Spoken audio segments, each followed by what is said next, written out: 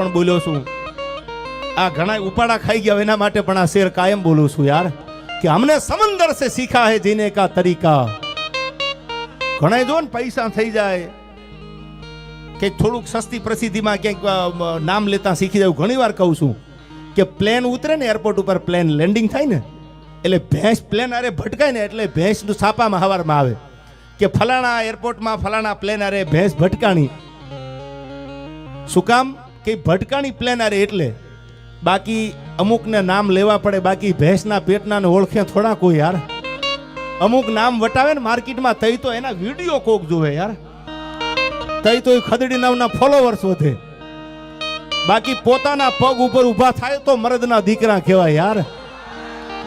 કોકના નામ વટાવીને એકચ્યુઅલી આમ છે એકચ્યુઅલી આમ છે આવા જો મોરે મોરો માતાજી ધારી હસી થશે યાર.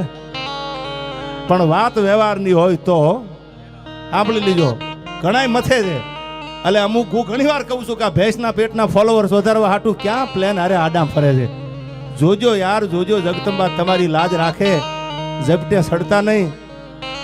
આ તો સમય બળવાન છે, ક્યાંક સમય ઝુકાવતો હોય છે યાર.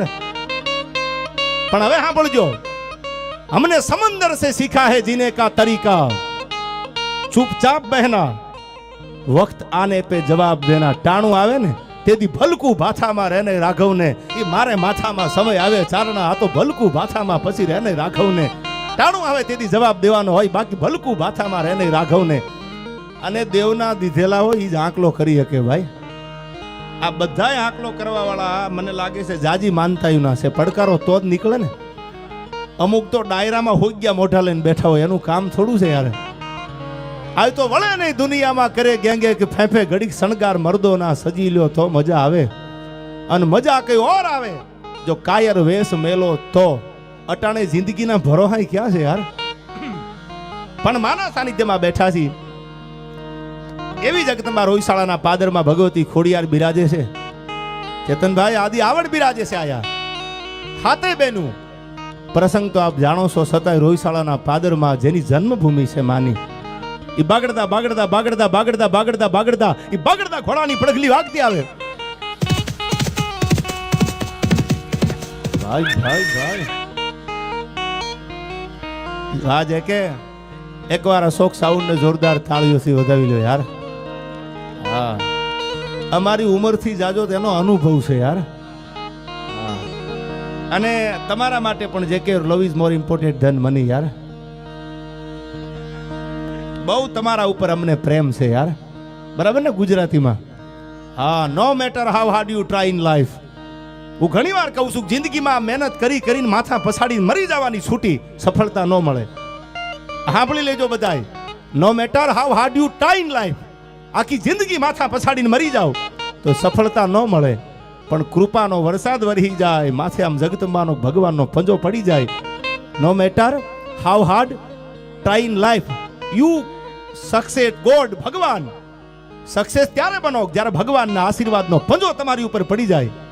તો સાંભળી લેવું જીવનમાં આવે તમારા પલ્લા પલ્લો એક ઝોલો તો કરે લાખો સલામ, તો આશીર્વાદ મળી જાય. અને જગદંબાના આશીર્વાદ ત્યારે મળે જ્યારે રોહિશાળાના પાદરમાં આવતા પહેલા તમારી સત્તાનો તમારી સંપત્તિનો વજન જ્યારે હિમાડે મૂકીને આવો ને તો નરેનભાઈ માના દર્શન થાય. પણ કે ગોહિલની હાજરી છે એટલે મને પ્રસંગ યાદ આવ્યા. એ બાગડતા બાગડતા બાગડતા બાગડતા બાગડતા એ બાગડતા ઘોડાની પડઘલી વાગતી આવે. અને આ પાદર જગદંબા હાથા ધોરાની દીકરીઓ ખલકોડે રમે છો. હવે સાંભળી લ્યો, હું તમે શું દેવાના હતા પ્રસંગ સાંભળજો. હું તમે 50,000 5 લાખનો કદાચ ઘોળ કરીએ નરેનભાઈ થી, કદાચ હું તમે દઈ દઈને 15 લાખ 50 લાખ આપી, બીજું આપણે આપીશું ઓકી 50 લાખ 1 કરોડ 2-5 કરોડ આપણે ઉભા રહી જાય. હવે સાંભળજો, આ જગદંબા રોહિશાળાના પાદરમાં બેઠી છે માં છે કેવી. અને હું તો એમ કહું કે દુનિયાના કોઈ હિમાડે ઉભા રહ્યો જેથી મતી મુંજાય અને જેથી દ હુજતી બંધ થઈ જાય તેથી લાંબી આંગળી કરીને રોહિશાળા સામે પડકારો કરો. ત્રીજો દી થવા દેતો આ પાદરમાં બેઠી ન બેઠી જગદંબા થાય ભલામણા. અને તેથી એક રાજપૂતાણીએ પોતાના શયનખંડમાં માતાજીના માથા મડી પછાડવા કે જગદંબા એમાં દુનિયા વાતું કરે છે, હવે મારાથી સહન નથી થાતું માં. એ માં માથા મડી પછાડવા શેર માટીની ખોટ છે માં. અને માં દુનિયા વાતું ચડી છે, દુનિયા મેણા મારે છે, મેણું કોઈને મારીએ નહીં, આ તો મેણું માથાનો ઘા.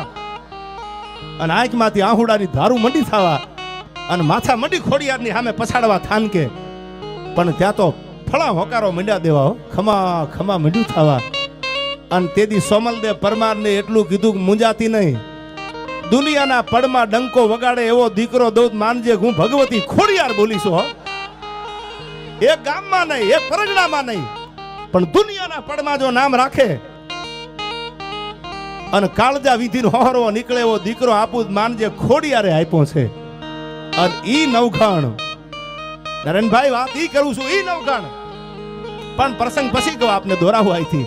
પણ બાગડતા બાગડતા બાગડતા ઘોડાની પડગલી વાગતી આવે, હાથા ધોરાની દીકરી હલકુડા રમે છે. અને જોયું રાજપૂત છે ઘોડા ઉપર, ખબર પડી ચારણ જગદંબાયું છે. પેગડામાંથી પગ લીધો અને જય માતાજી કર્યા. એક દીકરી હામી જવાબ આપ્યો જય માતાજી, બીજી દીકરીએ જવાબ આપ્યો જય માતાજી, ત્રીજી દીકરીએ જવાબ આપ્યો જય માતાજી. 6 દીકરીના મોઢામાંથી અવાજ નીકળ્યા જય માતાજી, જય માતાજી, જય માતાજી. પણ એક દીકરી જે કે ટગર ટગર ટગર ટગર ટગર ટગર ટગર જોવે. હો, રાજપૂત છે, મારી મર્યાદા મુકાઈ ન જાય. ચારણ જગદંબા છે સામે, ક્યાંક મારી ભૂલ તો નથી થતી ને. લાકડી પડે એમ પગમાં પડ્યો અને કીધું માં જય માતાજી. અને જય માતાજી શબ્દ જ્યાં જગદંબાના કાને પડ્યો, 7 વર્ષની દીકરી સાંભળજો. હવે જે જગદંબાના સાનિધ્યમાં હું તમે બેઠા જી ખોડાલ છે કેવી. અને તેથી 7 વર્ષની દીકરીએ કે આમ માથે હાથ મૂકી અને એટલું કીધું, તું સાયન્સની તેવડ નથી કે આ ઘટના ઉકેલી કે શ્રદ્ધાની વાત છે, આ ભરોહાની વાત છે. આમાં સાયન્સ ટૂંકું પડે, તમારો મારો મગજ ટૂંકો પડે. ઈ આ પાદરમાં બનેલી ઘટના, ઈ જગદંબા જે બાતરમાં બેઠા છે એની તાકાત જો. તેથી 7 વર્ષની દીકરીએ માથે હાથ મેલીને એટલું કીધું કે મને ખબર નથી ક્યાં જાવ છું, પણ મંડ ઘોડાને હાંકવા, મંડ ઘોડાને હાંકવા. તારા ઘોડાના ડાબલે જો 18 પાદર ઘરે કરાવું માનજે, મામડિયાની ખોડિયાર બોલીશો. આહા, એક નહીં બે નહીં, પણ 1800 પાદરનો જેને ધણી બનાવી દીધો, ધરતીને નહોતો ધણી અને નત કરતી નખતા, તને વરી તો વગતા પરમના ધણી, આ તો ધરતીને નહોતો ધણી, આ તો નત કરતી નખતા. એક નહીં, હવે તમે નું નાજાભાઈ આપીને 5 લાખ આપી, અરે 5 કરોડ આપી, બીજું આપણું ગજું શું?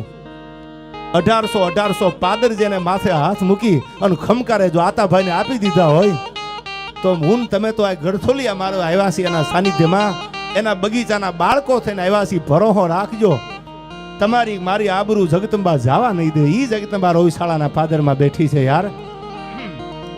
એમ હજી કવાય આપને, બધા સમજદાર ડાયરો છે એટલે કહું છું. આયા ઘણી વાર કહું છું, બધી જ્ઞાતિને ભેળા લઈને હાલે જીવનમાં ક્યારે હારતા નથી.